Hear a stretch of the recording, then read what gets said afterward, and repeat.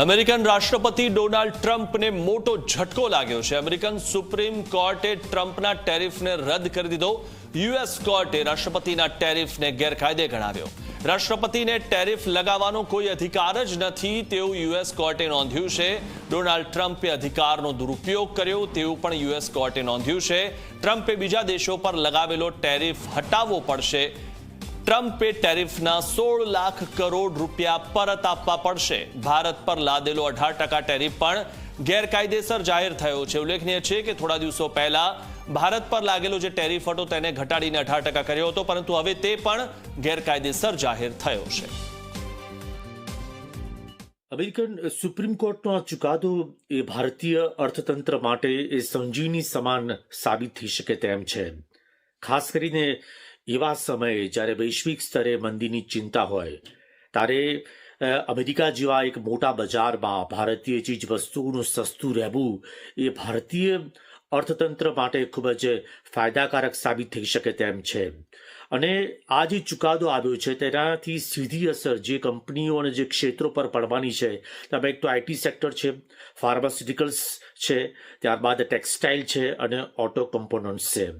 આમ તો ચીજ વસ્તુઓ પર ટેરિફ હોય, પરંતુ ડોનાલ્ડ ટ્રમ્પની જે અમેરિકા ફર્સ્ટની જે નીતિ હતી તેનાથી આઈટી સેક્ટર પણ બાકાત ન રહ્યું અને તેની સીધી અસર જોવા મળી હતી અલગ અલગ આઈટી સેક્ટરની કંપનીઓ પર।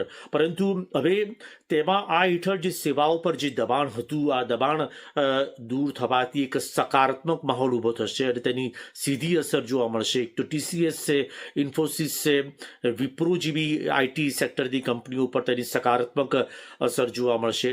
ત્યારબાદ જો ફાર્માસ્યુટિકલ્સ કંપનીઓની જો વાત કરીએ તો અમેરિકા એક મોટું બજાર છે જેનરિક દવાઓનું, કારણ કે ભારત જેનરિક દવાઓનો એક મોટો વિશાળ જથ્થો એ અમેરિકામાં સપ્લાય કરતું હોય છે અને એટલે હવે ટેરિફ રદ થવાથી જે કંપનીઓના માર્જિનમાં સુધારો થશે તેમાં એક તો જે સન ફાર્માની વાત કરીશું, સિપ્લા છે, લ્યુપિન છે, આવી કંપનીઓને તેનો સીધો ફાયદો થશે।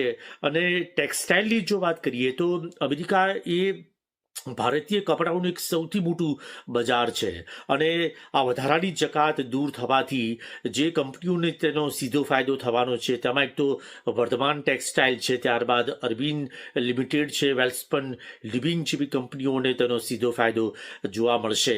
અને ખાસ તો જે ભારતમાંથી જે અલગ અલગ એન્જિનના પાર્ટ્સ મોકલવામાં આવતા હોય છે, સ્પેર પાર્ટ્સથી મોટા પાયે નિકાસ થતી હોય છે, તો આવી કંપનીઓની વાત કરીએ તો તે ભારત ફોર્જ છે અને મધરસન સુમીની જેવી કંપનીઓને તેનો સીધો ફાયદો થશે। તો એવું બની શકે કે આવનારા નજીકના ભવિષ્યની અંદર સમયની અંદર ભારત સરકાર અને વાણિજ્ય મંત્રાલય એક નવી ટ્રેડ ડીલ તેઓ કરે અને તેની સીધી અસર સકારાત્મક અસર જોવા મળે આવી ભારતીય કંપનીઓને અને વિવિધ સેક્ટર્સ છે।